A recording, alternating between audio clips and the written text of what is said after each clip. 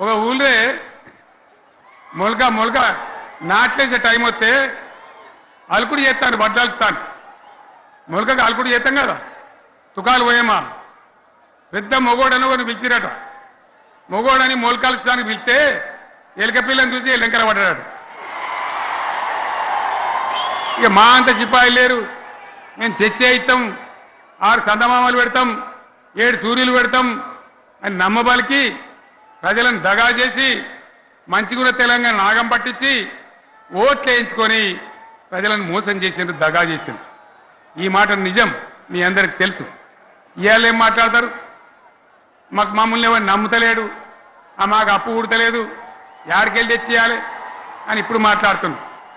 అప్పుడేమో మాకు అపారమైన అనుభవం ఉంది, మేము చేస్తామన్నారు. ఒక్క మాట చెప్తున్నాం మిత్రులారా, ఇక్కడ నోళ్ళం మనమే కాదు, నా ప్రసంగం టీవీలలో వినేటువంటి కోటాను కోట్ల మందికి కూడా నేను మనవి చేస్తా ఉన్నా.